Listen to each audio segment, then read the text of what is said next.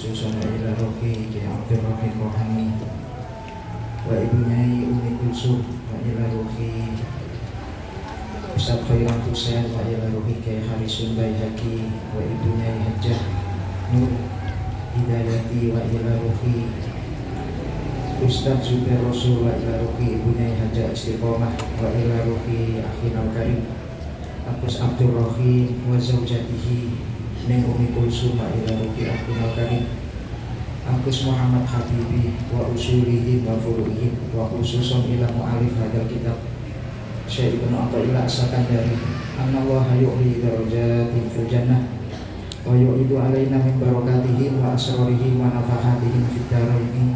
Al-Fatihah.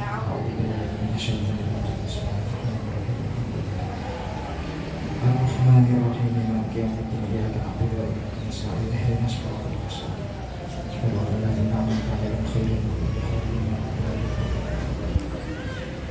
Bismillahirrahmanirrahim. Wa aslu kulli ta'atin wa aslu kulli ta'atin utawi asale saben-saben taat ai muwafaqatin tegese nyocoki lil amri maring perintah wa nahyi lan panyegah wa yaqadatin lan ilinge ati wa yaqadatin lan ilinge ati aidukulin tegese manjing fi hadratir rabbi ing dalem ngersane Rabb ing dalem ngersane Allah wa tanabuhin lan iling lima maring barang yurdi kang ridoaken apa mahu ing Allah wa ifatin lan kareksa ai uluwil himmati tegese luhure sejo ani syahwati saking pira-pira syahwat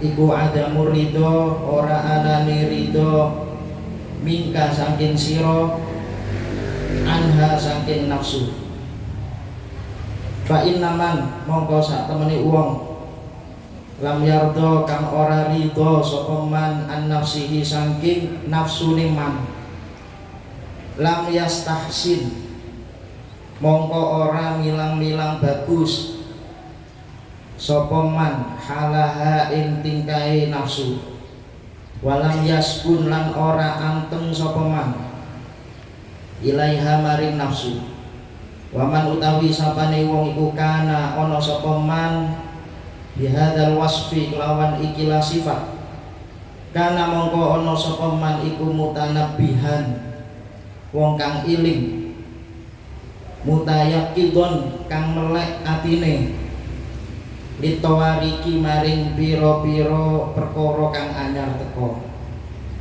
wal awaridi lan pira-pira perkara kang anyar wa bitayaquti lan kelawan melek yatamakkanu kongang man sapa wong tafqadu kang niti-niti sapa man khawatirahu ing pira-pira atine man wa muraatiha lan ngreksa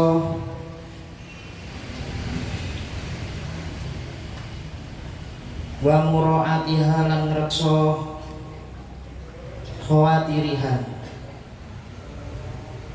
wa muraatiha lan ngreksa nafsu wa inda dzalika lan ing dalem nalikane mengkono-mengkono wa bitayaqudi nahmudu sirep miron syahwati apa genine syahwat fala yakunu mongko ora ana iku lahu kaduwe syahwat alaihi ing atase man ghalabatun apa ngelindih wala kuwatun lan ora kuat fayat tasifu mongko persifatan sapa man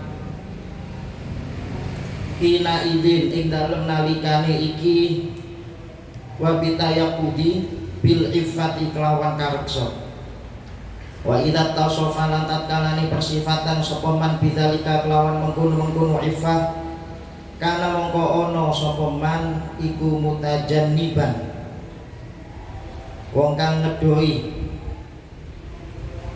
iku mutajanniban wong kang ngedoi likulli maring saben-saben barang naha kang wis nyegah sapa Allah anhu saking mah muhafidun iku kang ngreksa ala jami'i ma ing atase sekabehane barang amaro kang wis perintah Allahu sapa Allah bihi kelawan ma wadhalika utawi mengkono-mengkono kana mutajanniban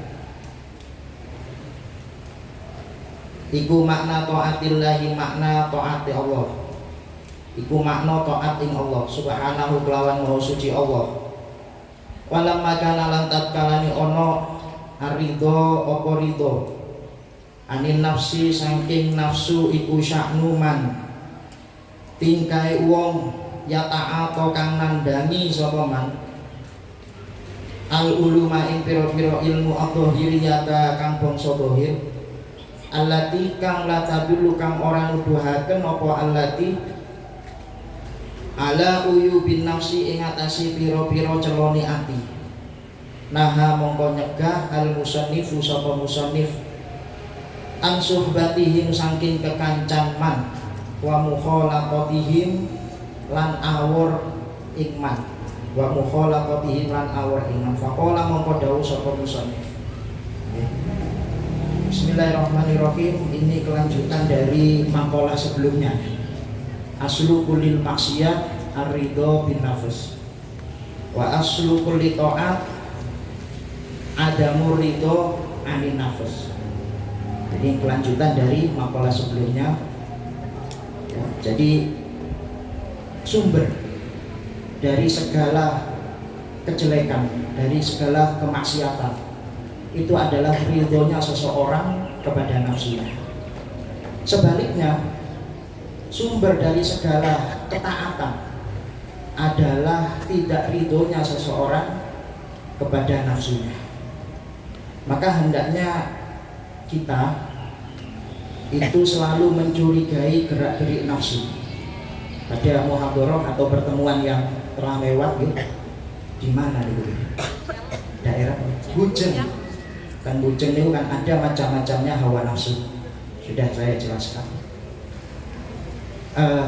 Nafsu itu harus dikhawatirkan dan harus kita teliti serta kita curigai gerak-geriknya.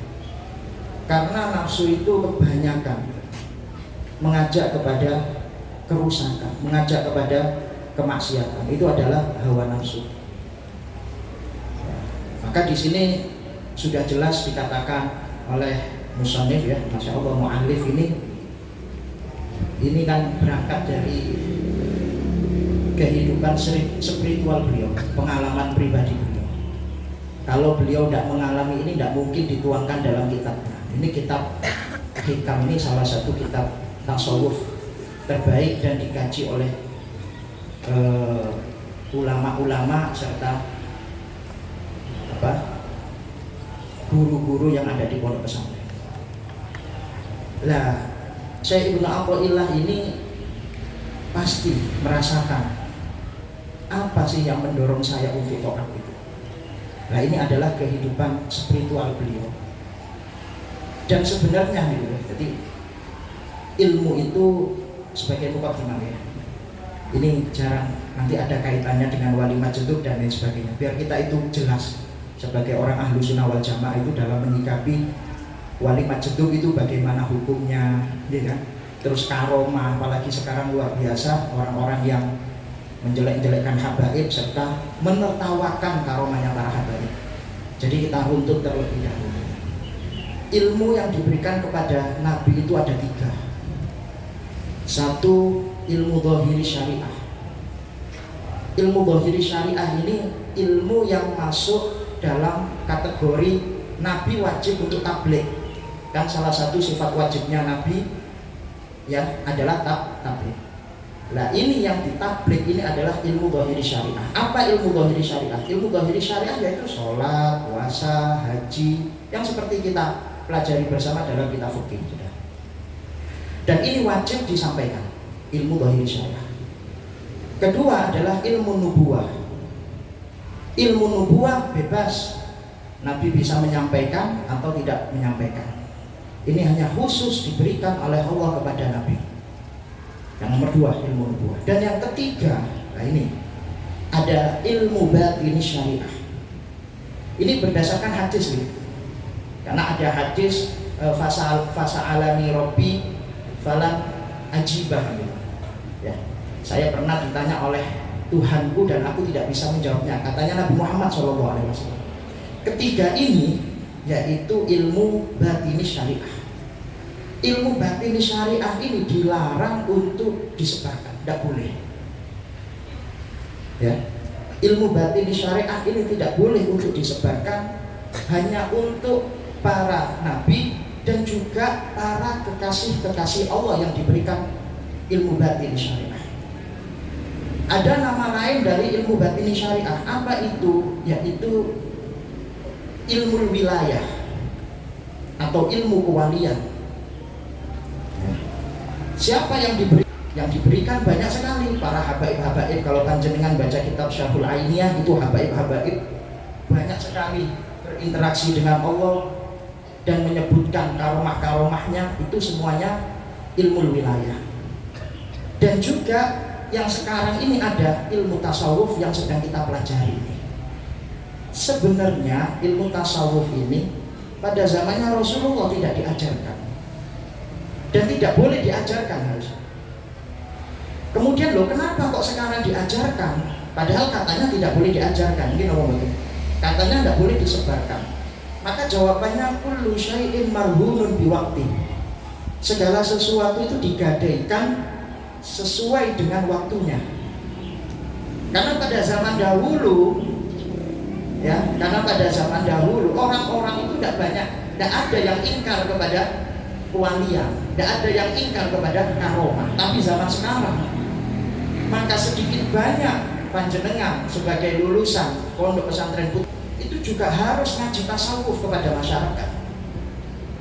Karena apa? Kalau tidak masyarakat itu kita ajarkan ilmu ini, maka mereka tidak akan percaya karomah. Mereka menertawakan wali-wali kita. Apa kita ini tidak sakit hati? Kita kan takut, man adani waliya faqad adatu fil harb, kan katanya Allah Subhanahu wa taala. Jadi sama jelas gitu. Nah, kemudian ada pertanyaan begini, loh, masa ada syariat yang dulu tidak dijelaskan sekarang boleh dijelaskan? Dulunya kan tidak boleh. Kemudian seiring berjalannya waktu harus dijelaskan. Ada syariat. Syariat apa itu? Contoh, Nabi Isa besok ketika diturunkan oleh Allah di akhir zaman, Nabi Isa itu masih mengikuti syariatnya Nabi Muhammad, dan ada hukum yang berbeda dengan Nabi Muhammad. Apa itu? Besok waktunya Nabi Isa, ketika beliau turun, itu menawarkan kepada manusia, kamu mau masuk Islam apa mati? Okay. Kalau masuk Islam maka kamu selamat nyawa kamu, tapi kalau kamu tidak masuk Islam maka mati. Zamannya Nabi Muhammad tidak begitu. Masuk Islam apa bayar jizyah. Mungkin apa boleh? Nah, itu adalah ilmu, artinya syariat yang tidak dikeluarkan oleh Nabi Muhammad, tapi nanti kelak dikeluarkan. Ini dikiaskan kepada ilmu tasawuf ini. Kenapa ilmu tasawuf ini dikeluarkan pada zamannya, tidak dikeluarkan pada zamannya Rasulullah, tapi kok ada sekarang kitab-kitabnya seperti ini? Nah, ini menunjukkan bahwasanya penting. Biar apa? Biar orang itu tidak menertawakan karomah. Miris kalau panjenengan lihat YouTube ini. Gino pembuatan. Masa karomahnya Syekh Umar Muhdor, karomahnya Al-Habib Abdurrahman As-Segaf Al-Imam Fakih Muqaddam Thani, yang katanya bisa melayang. Bukan katanya, wakil bisa melayang. Tapi masalahnya kan itu ilmu wilayah. Nggak nutup nanggone pikirannya orang-orang ini. Gini pembuatan. Makanya ya harus sedikit banyak panjenengan mengajarkan ilmu tasawuf. Bahkan Al-Imam Ghazali di dalam kitab Ihya-nya, sering beliau itu di dalam muqaddimahnya babul wudu, kemudian babus sholat. Babul wudu awal-awal menjelaskan tentang al-wudu lughatan, al-wudu istilahan ya. Kemudian furudul wudu, sunanul wudu kan. Terus-terusan kok malah akhirnya terus-terusan membahas tentang ilmu wilayah, tentang menyucikan hati, tentang kehadiran pertemuan beliau. Akhirnya beliau mengatakan cukup, tidak saya teruskan. Itu biasanya kebablasan dikit, akhirnya di-stop sendiri oleh Al-Imam Ghazali. Lah kemudian ilmu wilayah ini, jadi ilmu wilayah tidak hanya diberikan kepada Nabi saja, tapi juga diberikan kepada kekasih-kekasih Allah. Termasuk yang diberikan ilmu wilayah adalah Sayyidah Aisyah. Termasuk yang diberikan ilmu wilayah oleh Allah adalah Abu Hurairah. Abu Hurairah tercatat sebagai perawi hadis terbanyak dalam sejarah. Beliau mengatakan, saya diberi oleh Rasulullah wi'ain minal ilm. Saya dikasih oleh Rasulullah 2 wadah penuh dengan ilmu. 1 wadah faqad baththatuha, telah aku sebarkan, katanya Abu Hurairah ya. Terus yang satunya, jika aku sebarkan maka lakuti ahadzal bulum, maka niscaya leherku akan dipotong kalau yang satunya juga aku sebarkan, karena yang satunya ini adalah ilmu wilayah. Maka ulama sangat berhati-hati di dalam pembahasan ilmu wilayah. Tapi walaupun begitu, kita kan akhirnya mengetahui bagaimana di dalam kitab ini, di dalam kitab Ihya, di dalam kitab Hikam dan lain sebagainya. Ala kulli hal, ilmu wilayah itu ada 2. Ada ilmu kasbiyah dan ilmu ghairu kasbiyah. Ilmu kasbiyah itu apa? Makom wilayah yang diusahakan, itu namanya kasbi kan ya. Jadi kasb itu kan bekerja, berarti orang itu mengerjakan sesuatu agar mendapatkan sesuatu. Itu namanya ilmu kasbiyah, itu namanya makom kasbiyah ya, makom wali kasbiyah, wilayah kasbiyah. Kalau yang ghairu kasbiyah juga ada, tanpa berusaha seseorang sudah diangkat jadi wali. Yang makom kasbiyah ini dengan cara apa? Dengan cara ritual khusus, dengan mujahadah, dengan sabar, dengan husnukon, dengan muwadzabah, dengan muraqabah dan lain sebagainya, sehingga diangkat oleh Allah jadi wali. Tapi tetap hak vetonya itu adalah Allah Subhanahu wa ta'ala. Yang ghairu kasbiyah, nah ini ghairu kasbiyah ini biasanya tanpa usaha. Tanpa usaha berarti siapa saja berhak diangkat oleh Allah untuk menjadi wali. Ada 3 cerita sehingga kita itu tidak gampang meremehkan seseorang. 1, ada seorang pencuri diangkat menjadi wali. 2, ada seorang Nasrani diangkat jadi wali. Ya. Dan yang ketiga, ada seorang murid diangkat jadi wali. 1, yang unik dulu ya saya ceritakan. Ada murid diangkat jadi wali sebab hikmah kepada gurunya.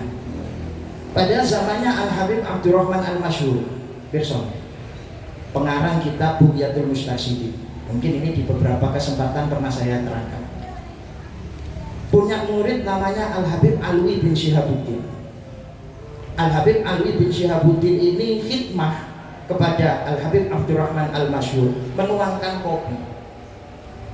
Jadi kalau di Tarim itu ada pengajian, istirahatnya itu dengan dituangkan kopi, dengan membaca qasidah, itu di Tarim. Nah, Al-Habib Alwi bin Syihabuddin ini diomongi sama teman-temannya, Alwi, kamu jangan buat kopi saja, kapan kamu pinternya? Akhirnya tidak kuat karena omongannya itu yata'athar fi dhihni, memberikan efek di dalam hatinya. Akhirnya bilang sama gurunya, Habib Abdurrahman, wahai guruku, saya dibilangi teman-teman saya kok bagian buat kopi terus kayak Mbak Dalem. Kapan saya belajarnya? Peringkat 1, 2 dari bawah terus. Nah, akhirnya apa yang dikatakan oleh gurunya? Gurunya bilang gitu. Gurunya bilang begini, wahai Alwi, ketahuilah bahwasannya aku berharap Dengan engkau menuangkan kopi itu, aku berharap semua ilmu dari murid-muridku itu dituangkan oleh Allah ke hatimu, sehingga menjadi ulama besar. Al-Habib Alwi bin Syihabuddin, kalamnya dibukukan ada berjilid-jilid. Punya putra Al-Habib Alwi itu namanya Al-Habib Muhammad bin Syihabuddin, seorang wali juga. Punya putra Al-Habib Muhammad yaitu Al-Habib Abdullah bin Syihabuddin, juga wali juga. Alhamdulillah dulu saya masih menangi walaupun sebentar. Al-Habib Abdullah bin Muhammad bin Alwi bin Syihabuddin. Jadi barokahnya, doanya, kewaliannya seorang guru itu terus merembes terus sampai ke anak cucunya Al-Habib Alwi bin Syihabuddin. Itu satu. Jadi diangkatnya wali sebab apa? Sebab doanya guru. Jadi panjenengan kedapir mursyid toriko itu tidak bisa mengangkat menjadi wali, mengangkat muridnya menjadi wali, tidak bisa. Hanya menyiapkan muridnya untuk menjadi wali, tidak bisa mengangkat. Kalau menyiapkan jadi wali bisa, tapi kalau mengangkat tidak bisa. Kecuali mursyid toriko atau seorang guru dari kalangan Ahlul Bait, entah itu dari kalangan keturunannya Sadah Ali Ba'alwi atau dari keturunannya Al-Hasani, itu bisa langsung nunjuk muridnya atau siapapun ditunjuk jadi wali, maka seketika jadi wali. Cerita yang kedua, Syekh Abdul Qadir Jailani, ini keturunannya Syed Hasan. Syekh Abdul Qadir Jailani bukan dari Syed Husain tapi dari Syed Hasan. Syekh Abdul Qadir Jailani itu setiap malam istiqomahnya sholat pasti, tahajud pasti. Dan ada muridnya yang menyiapkan air wudhunya beliau. Ketika muridnya masuk ke kamar gurunya, nah, gurunya berdiri, masuk sambil membawa air muridnya untuk wudhunya gurunya. Gurunya berdiri kemudian keluar. Muridnya dia rodok nakal, dibuntuti dari belakang. Kemana guru saya? Akhirnya gurunya jalan sampai pada suatu tempat, suatu ruangan. Ternyata di situ berkumpul, ada kumpulan wali abdal. Ketika kumpulan wali abdal, ya, kemudian ngobrol, tidak lama Syekh Abdul Qadir Jailani berdiri keluar, masuk lagi bersama seseorang, dimasukkan seseorang itu, bukan muridnya tapi ada seseorang lain dimasukkan. Pagi harinya setelah sholat subuh, muridnya salaman sama Syekh Abdul Qadir Jailani, kemudian diceritani, wahai muridku, apakah kamu tahu tadi malam? Iya, saya buntuti engkau. Kamu tahu sedang apa saya? Saya tidak tahu. Itu saya sedang perkumpulan para wali. Dan saat itu ada satu wali abdal yang meninggal sehingga harus diganti. Makanya saya berdiri nyari penggantinya. Kemudian aku menemukan orang Nasrani, orang kafir. Kemudian dia taubat seketika itu juga, saya masukkan ke dalam, digundul, dan kemudian dia menjadi wali abdal. Berkat apa? Syekh Abdul Qadir Jailani. Ya. Di masanya Al-Habib Abu Bakar Al-Adni, putranya Al-Habib Abdullah Al-Idrus Sahibul Malak. Al-Habib Abdullah Al-Idrus ini 8 tahun apa 4 tahun deh, tidurnya fil mazabil. Kalau panjenengan baca itu Al-Habib Abdullah Al-Idrus Sahibul Malak wa kana radhiyallahu anhu, ya, naumuhu fil mazabil arba sanawat, tidurnya di tempat sampah 4 tahun, ya, karena untuk menghilangkan kemasyhurannya beliau. Al-Habib putranya Al-Habib Abu Bakar Al-Adni juga begitu, ada rampok masuk ke dalamnya beliau. Pas ketepatan di rumahnya beliau sedang ada perkumpulan wali abdal, ya, harusnya 6 tapi yang kumpul 5 karena ada satu wali yang meninggal. Bisa panjenengan baca dalam kitab Fawaidul Muhtar, ada satu yang meninggal. Akhirnya bingung, wali-wali yang lain siapa yang kita angkat untuk menggantikan teman saya? Akhirnya Al-Habib Al-Habib Abu Bakar Al-Adni itu bilang, kum ya Suwairik, indana Suwairik, kita punya tamu seorang pencuri sekarang sedang bersembunyi di bawah kasur. Ya, tahu setan aja, maksudnya ada setan aja tahu, apalagi cuma maling. Indana duyuf, kita punya tamu katanya. Ya, al-an fitahat sarir, sekarang ada di bawahnya kasur. Akhirnya suruh berdiri, kum ya suwairik, berdiri kamu maling. Kaget, ketakutan, gemetar, keringetan, ya setelah itu bertobat. Dan seketika itu langsung diangkat jadi wali abdal. Sudah kamu yang menggantikan wali abdal. Ya. Makanya ada beberapa mursyid yang seperti itu. Oleh karena itu, ya kita tidak bisa memandang remeh ya. Siapapun tidak boleh. Sudah. Jadi aslu kulli ta'atin, dan ini ya alhamdulillah lumayan ringan nih makolahnya, tapi berat untuk dilakukan. Aslu kulli ta'atin wa yaqadatin wa ifatin adamul ridha. Nah, ini sedikit lagi pembahasan ini sing penting. Terus bagaimana kita melihat kalau wali itu mukhalif li syariah? Ono wali ndak sholat, nggih kan? Nggih. Ono wali mungkin sholat subuhne mek sak rakaat. Mungkin pernah kita dengar cerita-cerita seperti itu. Di sini ada 3 macam orang. Yang satu selamat, yang 2 golongan tidak selamat. Yang selamat adalah golongan yang membiarkan. Membiarkan ini dibagi menjadi 2, sama-sama selamatnya. Satu membiarkan karena menganggap itu bukan syari kok, itu bukan orang yang mensyariatkan seperti Allah dan Rasulnya, ngapain kita ikutin, sudah sebatas itu. Yang nomor 2 mentakwil, oh mungkin sholatnya di Masjidil Haram. Biasanya kan nonton ya, ono wali mau kak sholat itu sholatin di Masjidil Haram, mau sih ketemu dengan Masjidil Haram. Itu ada yang seperti itu, mentakwil. Loh itu sejak zamannya Al-Habib Abdurrahman Maula Arsyad sudah ada Al-Jufri. Kan ada orang ingkar kepada beliau, untungnya beliau selamat, diselamatkan orang ini. Gak ingkar terus. Karena apa? Melihat katanya wali tapi gak sholat, dikebun terus. Akhirnya kamu ingkar dengan saya. Iya, kenapa kau gak sholat? Oleh zuhur sampai asar gak sholat sama sekali, ditunggu sampai maghrib gak sholat. Akhirnya diajak ke rumahnya Al-Habib Abdurrahman Al-Jufri Maula Arsyad. Di situ dibukakan ada ruangan-ruangan. Suruh buka satu-satu, semua dibuka, di dalamnya ada Al-Habib Abdurrahman, semuanya sholat kepada Allah SWT. Nah, ini makom tajazuk namanya. Ala kulli hal. Jadi yang satu mentakwil, yang satu taslim sudah.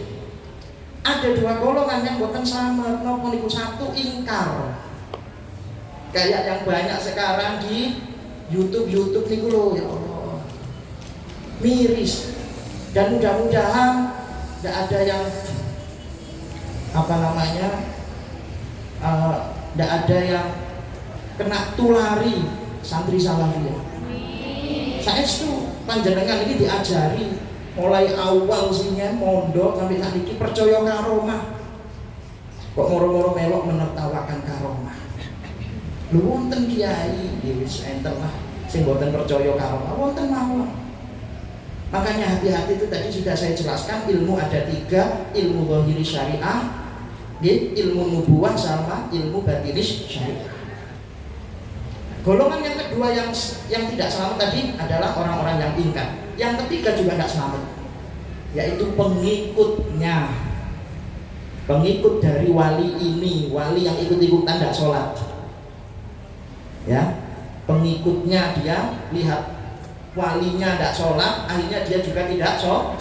Padahal yang wali tidak sholat ini belum tentu dia tidak sholat, bisa saja dia itu tadi. Makanya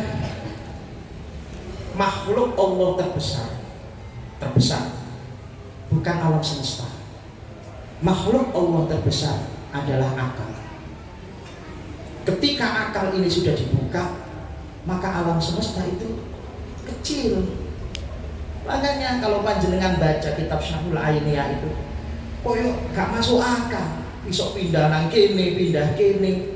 Bahkan saya bisa mensyafaati orang yang ngefans dengan saya, itu para habaib bilang begitu. Orang yang bertakluk dengan saya bisa memadamkan api neraka. Ini apa ya? Ilmu wilayah yang hanya mudah-mudahan kita bawa akidah ini, kita percaya ini sampai kita mati. Ngoten nggih, terus niku. Kenapa ini penting ya? Karena saking mirisnya sekarang ini kok moro-moro mari mondok nang Salafiyah, kemudian ikut-ikutan tidak percaya karomah. Iya, mosok ono uwong iso madamno api neraka. Kalau sudah menjadi kekasihnya Allah, apa saja dikasihkan sama dia. Mosok kita tidak percaya. Makanya biar kita itu saling bisa membuktikan pun dia sampai ta'aluk yang kuat dengan para aulia Allah nanti. Dan saya yakin kalau panjenengan sering baca Fatihah kepada Al-Imam Fakih Muqaddam Tsani, insya Allah akan diberi syafaat, dituntun ya. Bahkan Al-Imam Fakih Muqaddam Muhammad bin Ali Ba'alwi, beliau mengatakan saya ini seperti hujan di antara penduduk Tarim, dan saya ini selalu memberikan syafaat kepada penduduk Tarim, kata Al-Imam Fakih Muqaddam Muhammad bin Ali Ba'alwi.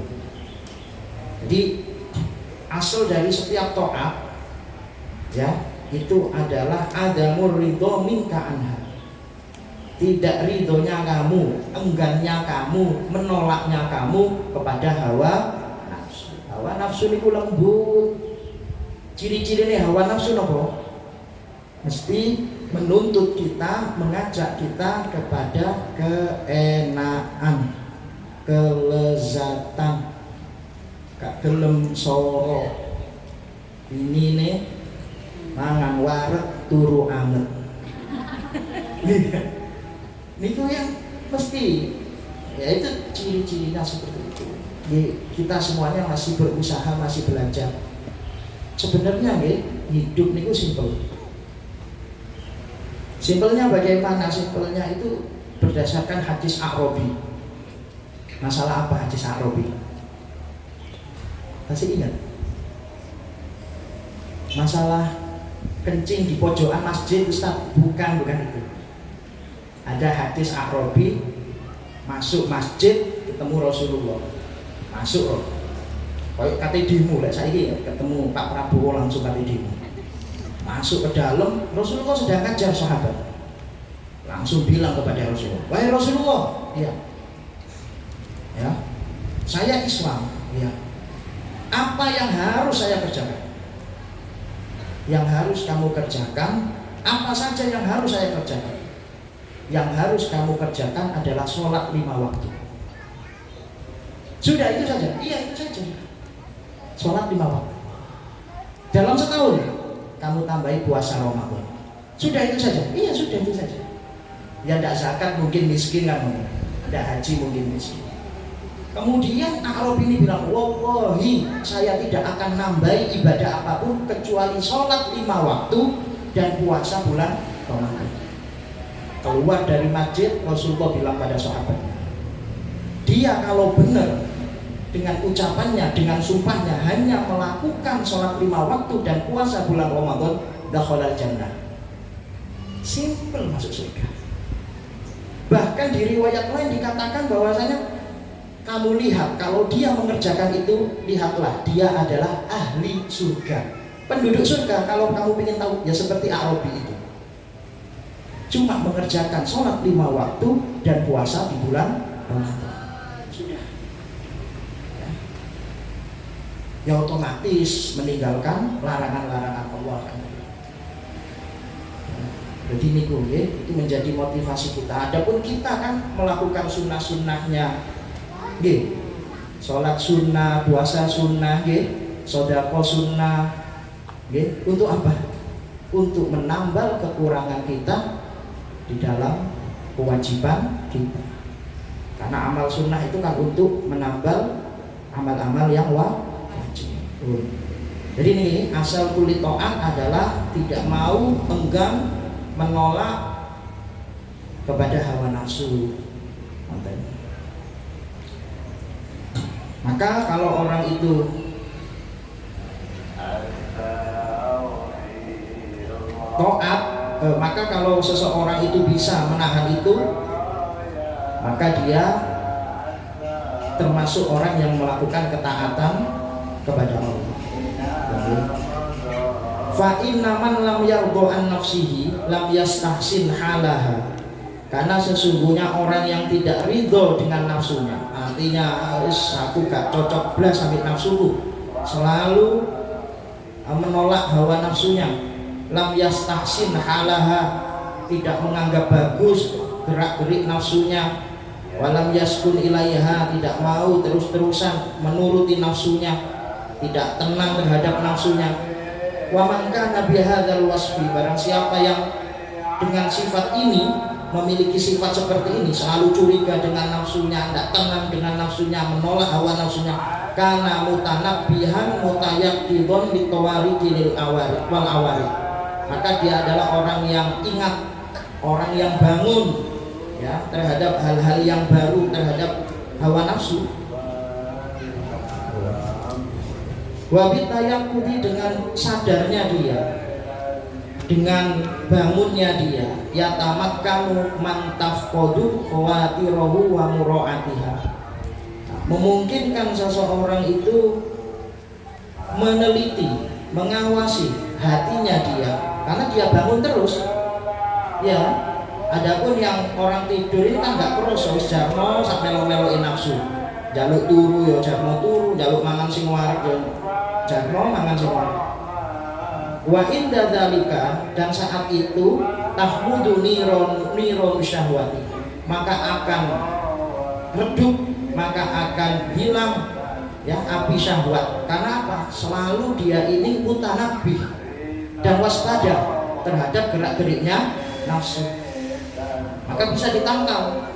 Nah, kalau yang api syahwatnya tidak redup itu dibiarkan ya, karena dia tidak mutanabih, dia ini tidak bangun. Fala yakunu laha alaihi ghalabatun wala quwwatun, maka tidak ada baginya kekuatan, maka tidak ada bagi nafsu kemenangan dan kekuatan. Fayatasifu hina idzin bil iffati, maka saat itu dia memiliki sifat iffah, terjaga dari gangguan hawa nafsu itu. Wa idza tasofa bidzalika kana mutajanniban likulli ma nahallahu anhu, maka ketika dia bersifatan dengan iffah, maka dia ini terjauhkan dari segala sesuatu yang dicegah oleh Allah, muhafidun ala jami'i ma amarallahu, dan terjaga dari seluruh yang diperintahkan oleh Allah, dan menjaga taat dan meninggalkan, melakukan taat serta meninggalkan maksiat. Lebih besar mana pahalanya? Melakukan taat apa meninggalkan maksiat? Meninggalkan maksiat ya. Berdasarkan hadis wa idza amartukum bi syai'in fa'tu minhu mastata'tum, kemudian wa idza nahaitukum anhu fajtanibu, jika kalian diperintahkan melakukan sesuatu maka kerjakan semampu kalian. Semampu kalian. Tidak bisa sholat dengan berdiri, boleh duduk, berarti kan musamahannya lebih besar. Tapi kalau kaitannya dengan larangan, wa idza amartukum bi syai'in fajtanibu mastata'tum, fajtanibuhu, maka tinggalkannya. Ketika dia tidak bisa meninggalkan minum khamr, wis titik-titik air, tidak ada titik-titik, harus dihilangkan sekaligus. Makanya dari hadis ini diambil kesimpulan bahwasanya meninggalkan maksiat pahalanya lebih besar daripada melakukan taat. Paham ya? Wadzalika makna taatillah, dan inilah arti dari taat Allah Subhanahu wa taala, taat kepada Allah Subhanahu wa taala. Sudah ini walam maka ridho anin nafsi sya'numan yata'atul ulum dhahira, maka tatkala ridho kepada nafsu itu adalah sifatnya orang yang memiliki ilmu dhahir. Jadi ilmu dhahir itu tidak menjamin dia bisa membersihkan hati. Ini allati la tadullu ala uyubin nafsi, yang mana ilmu dhahir itu tidak bisa menunjukkan kepada aib-aibnya atau celah-celahnya nafsu. Maka nahal musannifu an suhbatihi, maka musannif di sini melarang, mencegah untuk berteman untuk bercampur dengan orang-orang walaupun alim tapi dia menuruti hawa nafsu. Enak, lebih baik berteman dengan orang bodoh tapi meninggalkan hawa nafsu daripada berteman dengan orang alim tapi masih menuruti hawa nafsu. Ini apa namanya, kaidah setelahnya, makalah setelahnya. Kemudian ada pertanyaan, ya kembali lagi ke wali, ada sedikit. Pada zamannya sahabat itu apakah sahabat jadi wali juga? Ada makom wali? Ada. Sayyidah Aisyah, Abu Hurairah itu wali. Tapi kenapa kok gak jazab? Kenapa kok gak majnun? Karena bisa mengendalikan ketika sedang hadroh di hadapan Allah. Kalau sekarang, kalau panjenengan lihat yang majnun itu tidak bisa mengendalikan hadrohnya, halnya apa sih hadroh? Kasmarannya dengan Allah. Ketika dia kasmaran dengan Allah tidak bisa, lupa dengan sekelilingnya. Ya. Tapi kalau hebatnya, kalau sahabat yang mempunyai makom aulia itu bisa mengendalikan. Mudah-mudahan kita semuanya mendapatkan barokah ya. Ada dari keturunan kita yang diangkat oleh Allah jadi wali Allah, berkasih Allah. Ngapunten kalau banyak salah. Walafu minkum wallahu a'lam bishawab. Assalamualaikum warahmatullahi wabarakatuh.